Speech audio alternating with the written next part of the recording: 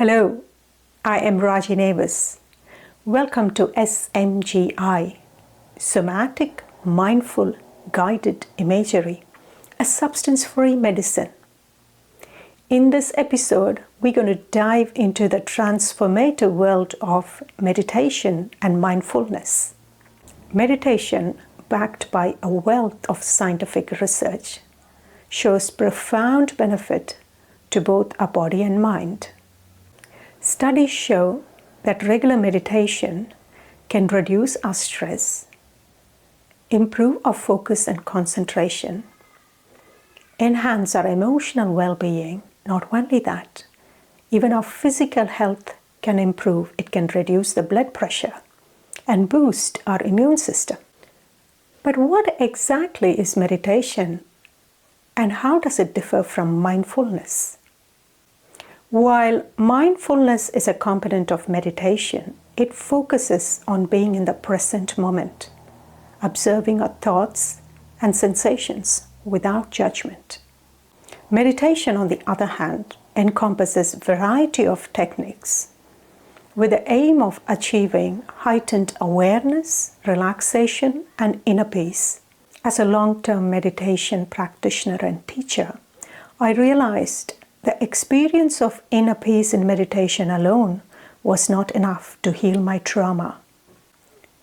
Neither did the mindfulness way of observing my thoughts and sensations help me to integrate the fragmented parts within me.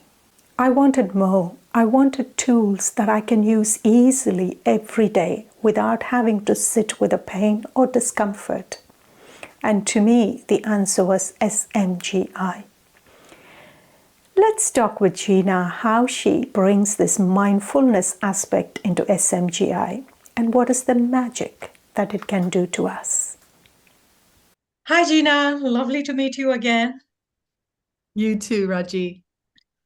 This is going to be a very interesting episode today because we're going to follow on what you said last time, that meditation as an extreme sport. It's stuck with me for a week now. Because meditation is a way of life for someone like me.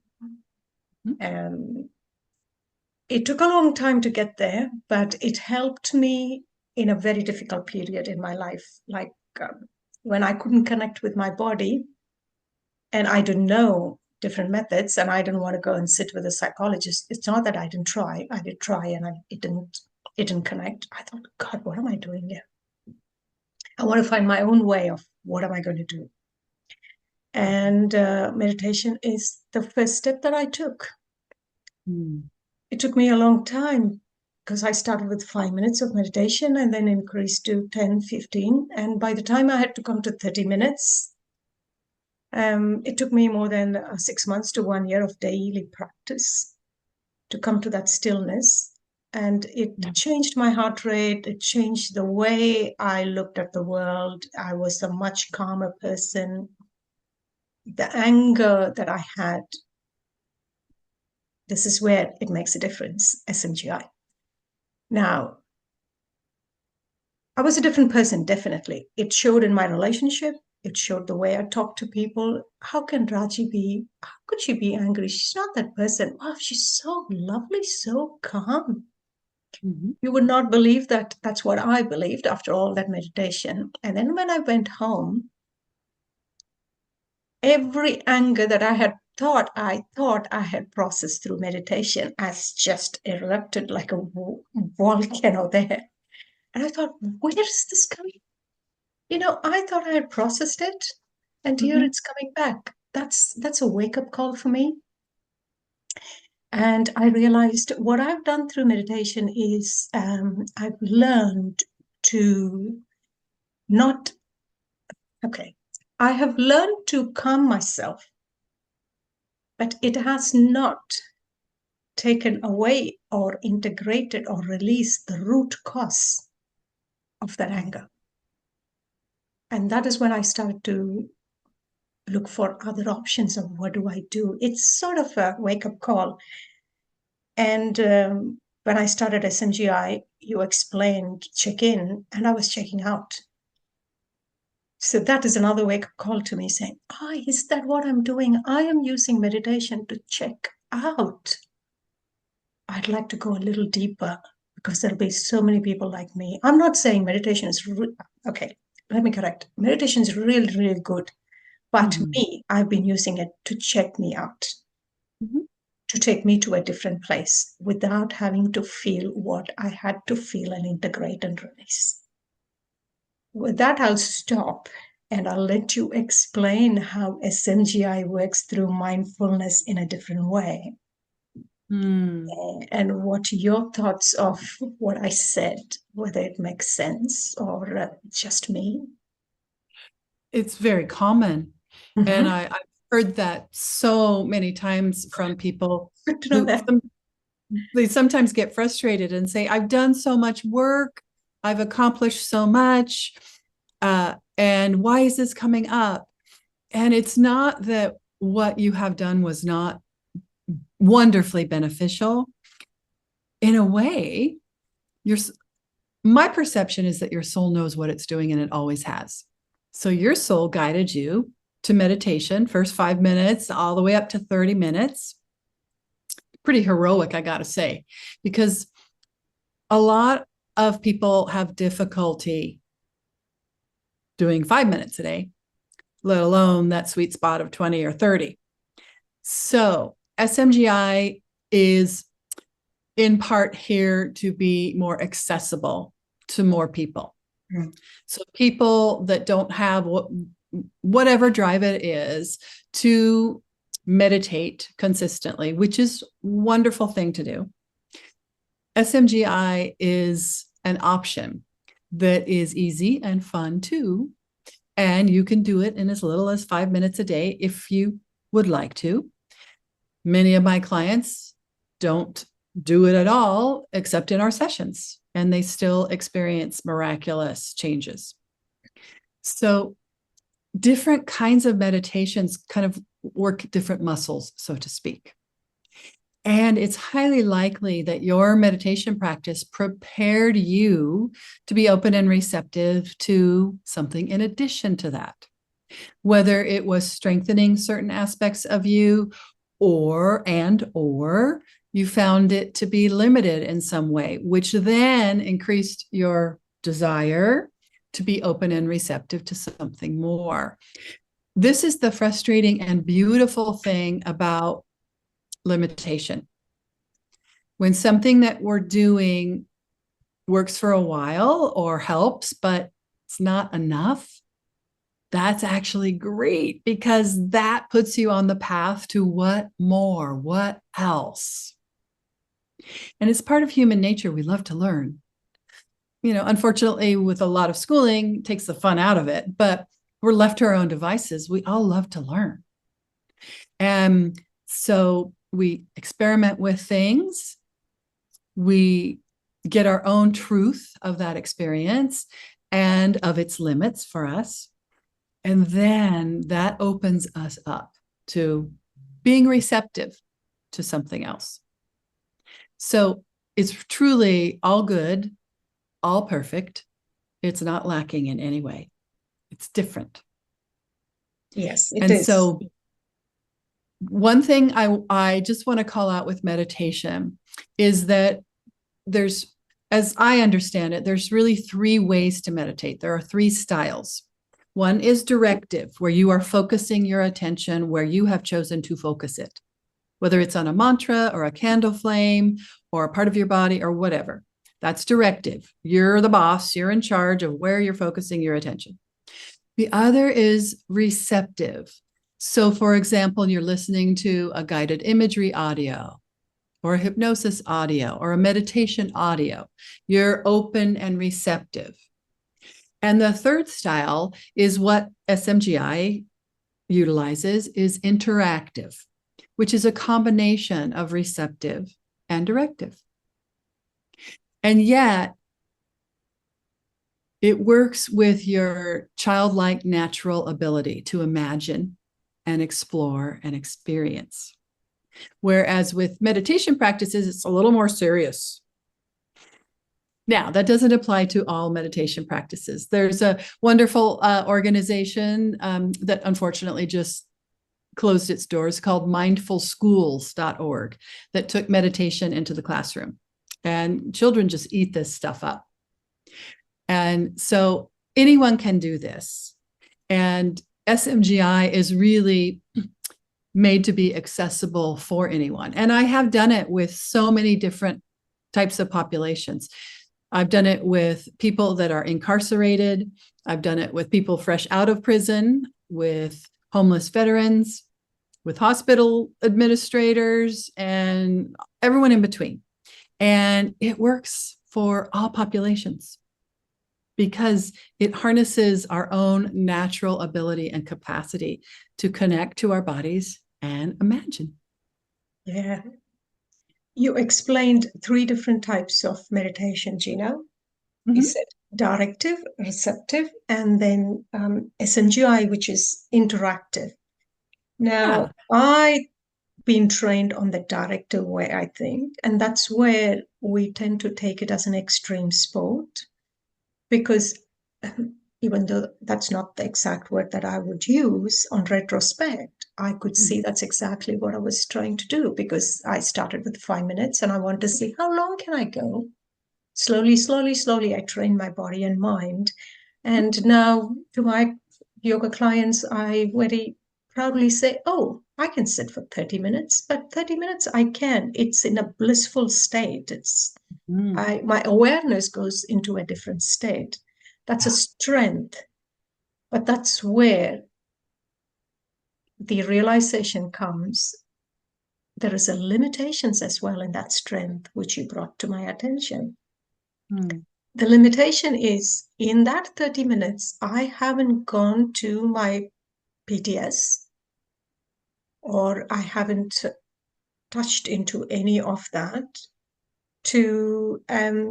it's still held in my body, let me put it that way, because last episode we talked about body and mind, so that pain is still in my body. All I've done through this meditation is somehow come out of that pain, but stay in this blissful state. But when something else in life triggers, I am connected to that pain. At that point, maybe the meditation brings me an awareness, hey, there's a pain in my body, but it still I haven't come to that level of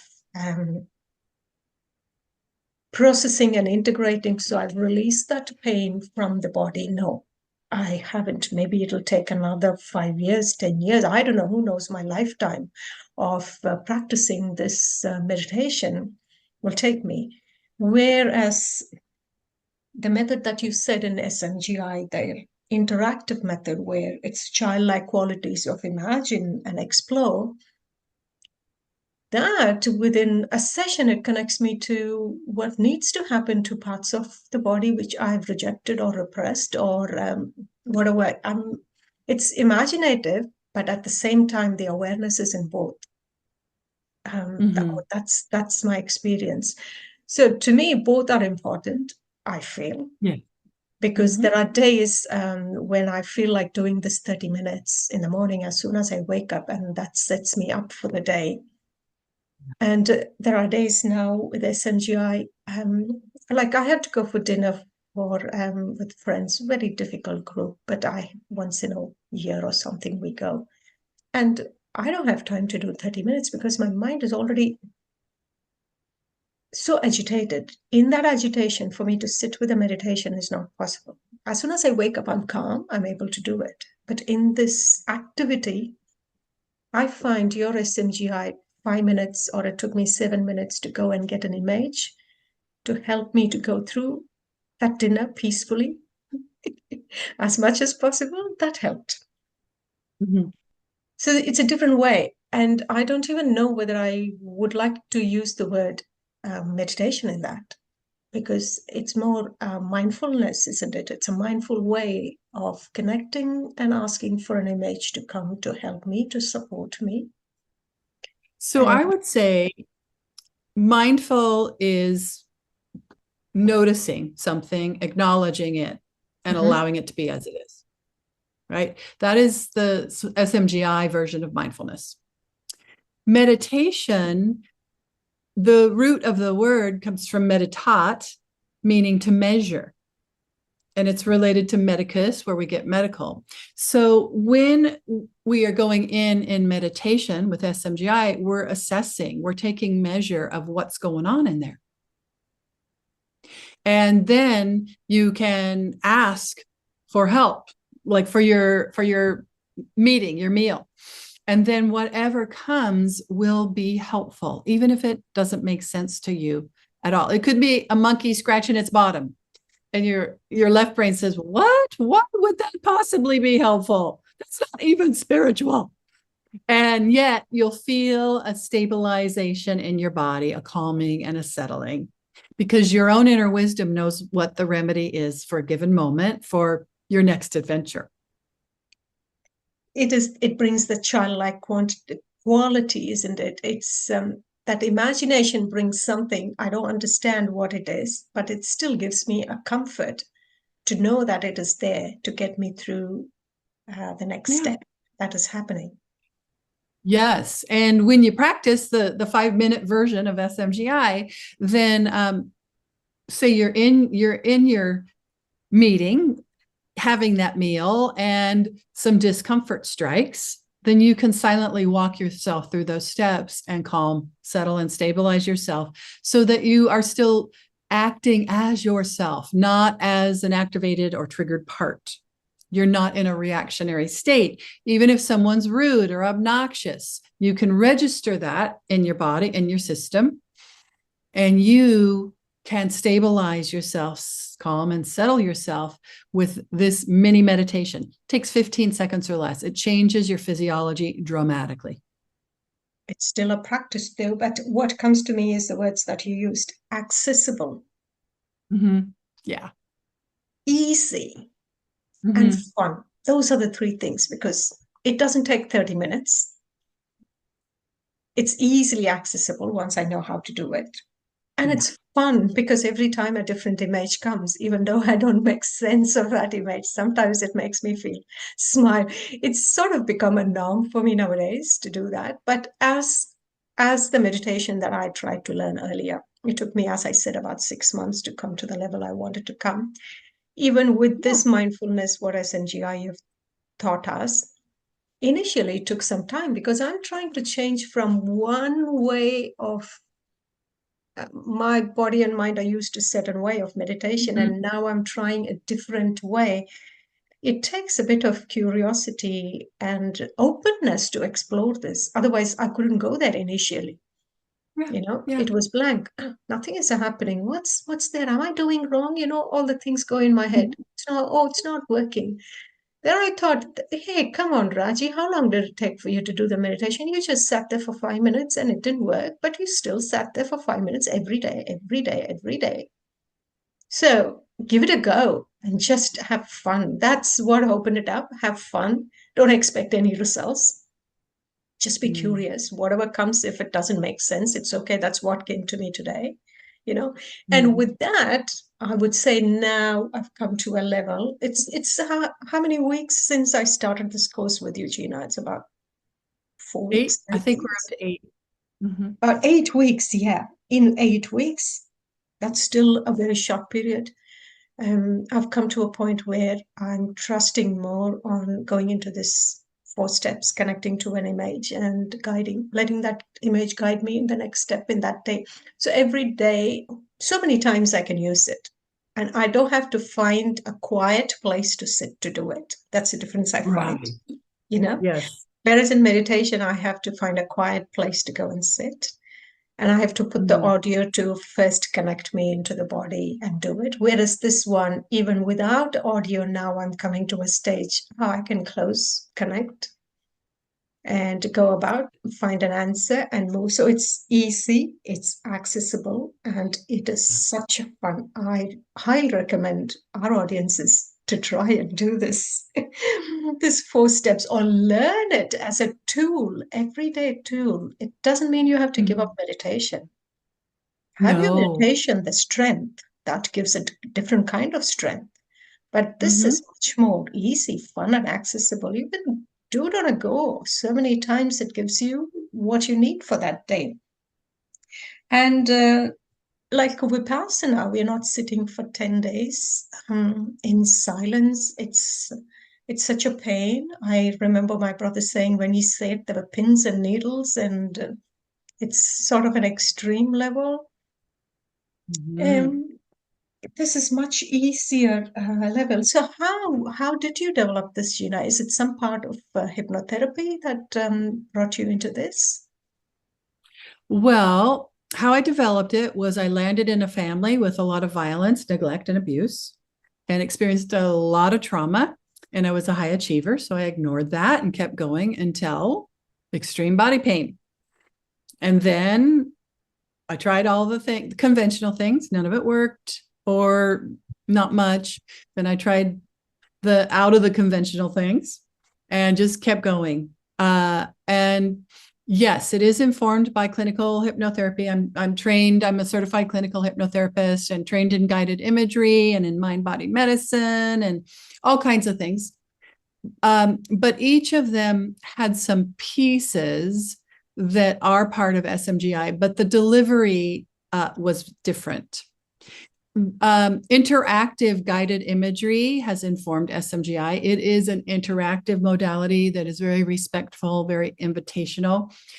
But as the developer of that will say, it's hypnosis.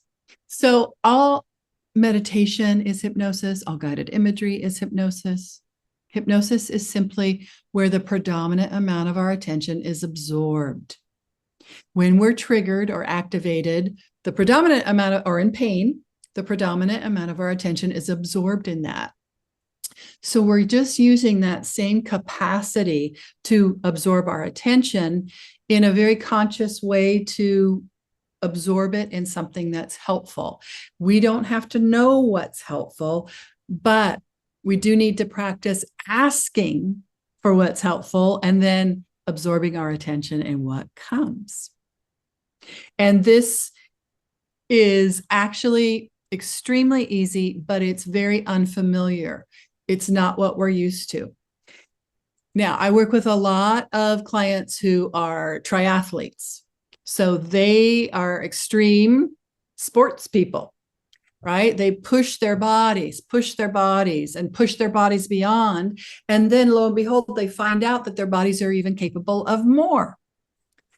And yet, doesn't resolve their trauma. So an extreme athletic sport, an extreme meditation sport, those are wonderful experiences in life that bring myriad benefits. With SMGI, when you are moving your attention inwards, you will typically have an intention or a request. So a simple one could be, what is most beneficial for me to start my day with today? You move your attention inwards, and then you allow your attention to be drawn through your body, and you will experience some pretty interesting things. I landed in the cave of Brahma one day, and I didn't even know what the cave of Brahma was. I'd never heard of it. It's like, oh, this is an interesting place. What? And then a week later, I happened to hear. How does it come as a word for you, cave of Brahma? How does it? Because I'm trying to understand, when we ask for help for different people, it comes as a different way. For some, am I right? Correct me. For some, it's images. For some, it's words. For some, it's visual colors.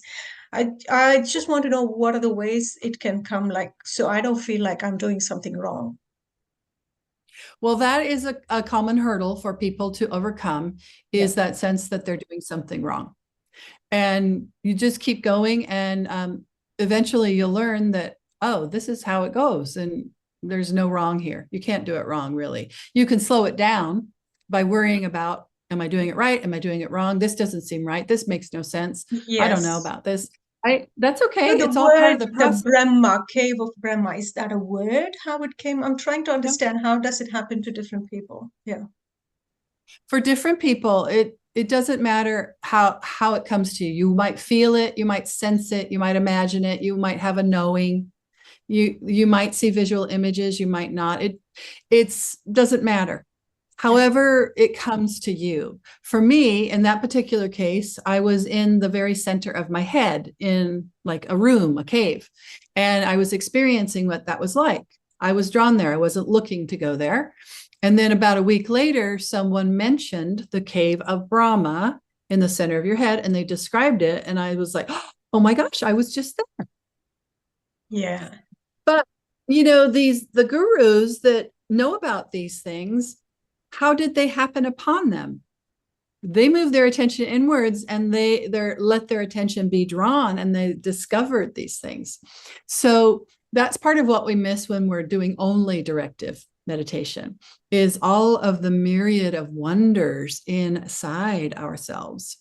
And so when you start with your intention, like what's most beneficial for me today, or on your feet in the middle of an activation of discomfort, help, right? Whatever comes will be in response to that. It will be helpful, or it will be most beneficial for you today.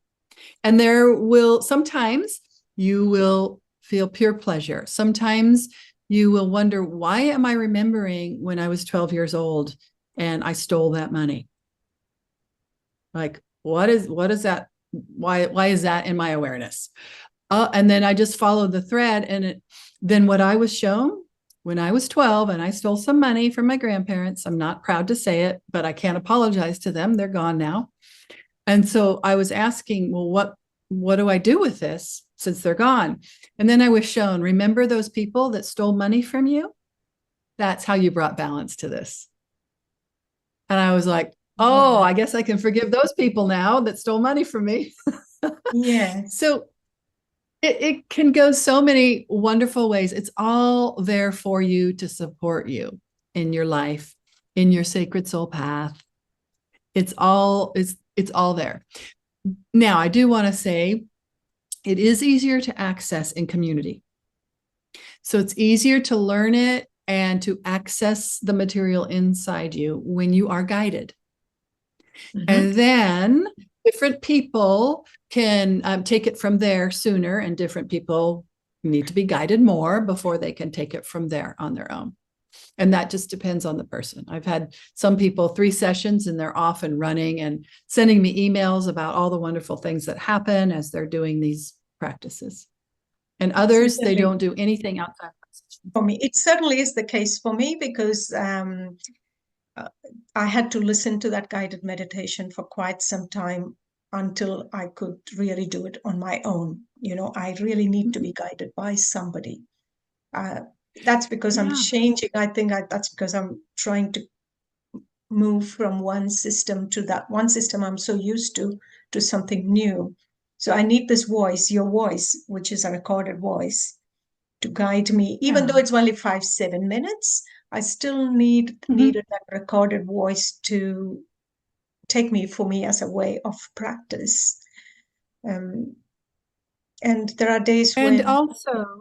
Yeah, go on. Yeah. There's poignant material in our bodies, stored in our bodies. Yeah.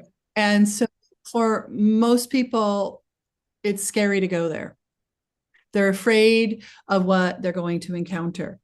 Most people are afraid that they're going to relive something that they put in storage.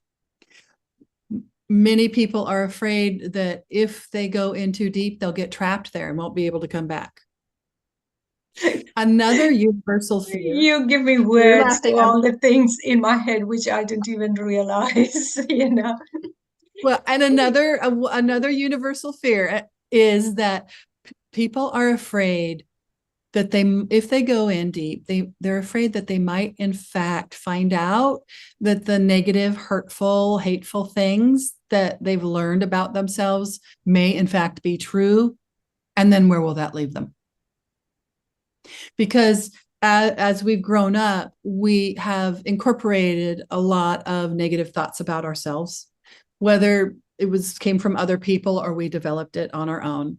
And so there is a universal fear that if I go too deep and I find out that that's true, that I'm evil or I'm not wanted or I'm not lovable or whatever it is, then that's existential crisis right there. So they don't know that the deeper you go, the more love and beauty you access and you experience it. So it becomes your truth. It's not an intellectual construct because it's your actual experience. When you have these positive experiences, then it can replace the negative experiences that you've had in your life. At the very least, give you an alternate reality that you can choose to immerse your attention in. So, Gina, would you recommend that we do the first few sessions either through Zoom or in person with an SMGI practitioner to get those positive? Because all those things that you listed about the fear, they are all subconscious, isn't it? I didn't even realize I had that fear. All I knew is, hey, the moment I listen to the audio without you or anyone in front of me, just the voice, I'm not going. My mind is going somewhere else. It's sort of only when I clarified with you, I realized I'm checking out because subconsciously there is this fear I didn't even know it was there. It was a big light bulb moment for me. Hey, instead of checking in, I'm checking out. How cool is that? So what is, oh, it was a light bulb moment. God. But that I love it. helped me to go through that experience of what is actually happening. So what would your message be to someone who wants to give a try to SMGI? Would you suggest that they do it with someone in Zoom or in person first? So is someone to facilitate? No? If they can just do it through the Zoom recording? What are your views on that? No. The recordings really are for students or for clients that have already been initiated into the work. Initiated is the word. Okay. Yeah. Yeah. Because of the universal fears that I mentioned, but also when two or more are gathered, the energy is amplified. So that actually facilitates your ability to connect, makes it easier. Right. So yes, encourage, if you are drawn, if you're interested, to have a session with a guide or a series of sessions with a guide, either in person or over Zoom. And having done both, it's always nice if we can work in person, be in each other's presence. But I've worked with people all over the world, including you, Raji. You're in Australia. I'm in San Francisco. Right. And the work is just as powerful and effective. So, and of course, we're connecting in the quantum field and serving and supporting each other in that way. But yes, experiencing the work is really the way to get a sense of what it can do for you. And the more you experience it, then the more it starts to make sense. Though also, the more you get okay with stuff that doesn't make sense because you got the benefit that you wanted. It's like, it doesn't make sense, but wow, this thing is so much better than it was before. So, Gina, in today's episode about meditation, different kinds of meditation and mindfulness, I'd like to close this topic about meditation and mindfulness and how SMGI brings the childlike qualities in us when we do it. It is easy, accessible option. Takes only 7 minutes to go anytime, anywhere. We can do it ourselves once we learn it. And learning is not very difficult, not as difficult as meditation that I learned in the direct way. And is there anything else that you would like to let your audience know about this before we close, Gina? If you will learn the 4 essential steps in which you learn in your first session with an SMGI guide, and then you'll just practice those a little bit at home. Then when the heat is on, when it's a stressful situation, you can silently move yourself through those 4 steps in 15 seconds or less with your eyes open in the middle of an argument, in the middle of whatever's happening. And I have thoroughly tested everything that I teach my students and my clients. And it will be a phenomenal benefit. Many, many people come back and tell me when they're in high pressured corporate situations that they can't believe what a difference it makes, not only for them, but The rest of the people in the room get calmer and more human. Yes, so you're not only doing this for yourself, other people feel the shift in your nervous system and your energy system, and it benefits them. They come back into their humanity.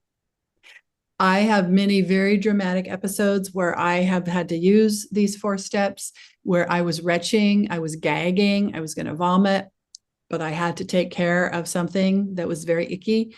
And the only way that I could do it was to access that helpful image, which calmed my body and allowed me to do what I had to do as a grown-up. Otherwise, my body was not having it. And when I tried to talk myself out of it with my left brain, my body was not buying it. So the 4 essential steps you'll learn in your first session, and they will serve you in difficult conversations with your intimate partners. They will serve you when you are on trial in a jury. They will serve you anytime that there is pain or stress activated in your system. And you asked earlier something about what if when people move their attention into their bodies and the pain is more intense or more severe. That's when you want to just use those 4 steps. The 4th one is go to your right brain and ask for something that feels better to come to mind, or ask for help. And then whatever comes, you immerse your attention in that, and you will stabilize. Wonderful. To clarify, Gina, the 4 essential steps that you mentioned is the mindfulness part of the SMGI. Is that right? It's or it's all a of it. foundation. It's a foundation. Yeah. It's the foundation, and it's a microcosm of the larger body of work. So you're connecting into your body and physical sensations with a certain kind of attitude that is non-resistant, non-threatening, non-demanding. We show you how to do that. And then you're using a soft belly breath in a special way that doesn't create that resistance and activates the right hemisphere of your brain, which is the doorway to all the wisdom in your body, your heart brain, your belly brain, your enteric nervous system, and all the wisdom in the morphic field, the collective consciousness, and the divine. So these 4 steps are just a microcosm of the greater body of work that's included in SMGI. Thank you, Gina. As a way of completing today's episode about mindfulness in SMGI, would you please guide us into these 4 steps and take us to a good image that can stay with us today until we meet again? Of course. So I'm going to check in and just see what comes for us. So just begin with your eyes open or closed, whatever's more comfortable for you, and move your attention into your body and just notice any sensations that are there, whether you like them or not, whether they feel good or not, whether they make sense or not. And with whatever sensations you are noticing anywhere in your body, simply acknowledge the sensations you're noticing and allow them to be exactly as they are in this moment now. Nothing to release or relax or let go of. No problem to solve just now. You're just checking in, getting connected to yourself through your body by way of your sensations. And then notice how your body is responding to the gift of your attention, especially in this non-threatening, non-demanding way. You may notice a shift or change. You may not. It doesn't matter. Just notice how your body is responding to your attention. And then if you would, move your attention to your abdomen and just allow your belly to soften without forcing, just in an easy, natural, comfortable way for you. And into your softened belly, breathe 3, maybe 4 more times. And as you do, just offer your breath as a gift that your body can take or leave.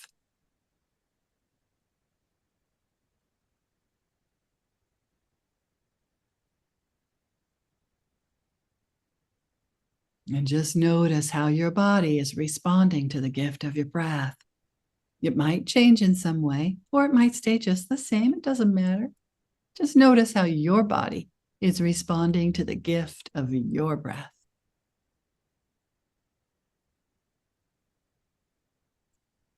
Whatever you're noticing, just acknowledge that and let it be as it is. With your next deep breath into your soft belly, move your attention to the right side of your brain and allow something to come to mind that feels good to your mind, body, and spirit. Whether it's vivid or quite subtle, whether it makes sense or not, just immerse your attention in whatever has come to mind for you.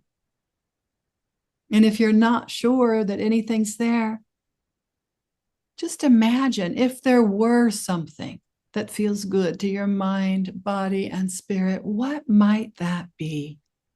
And whatever comes to mind for you, just immerse your attention in its details, noticing shapes, colors, if it has sounds, smells, if it moves,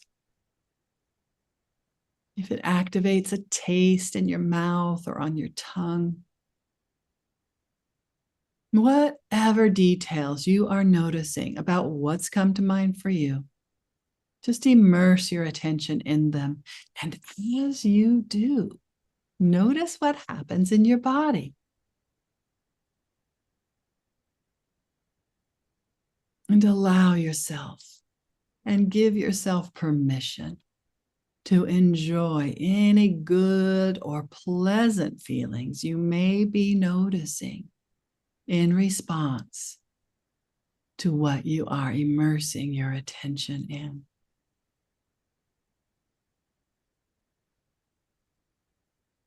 And if your eyes are closed, let them float open now.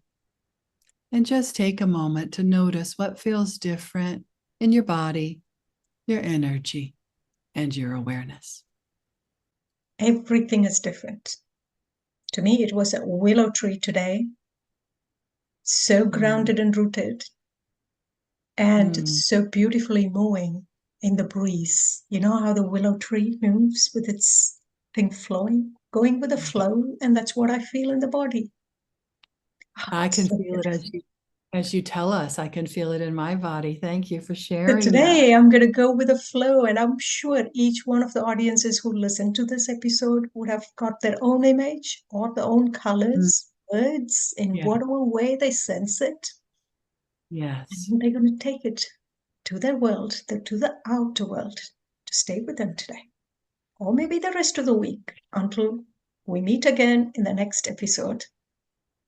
I look Thank forward you to so that. much, Gina, for your time today. My great pleasure.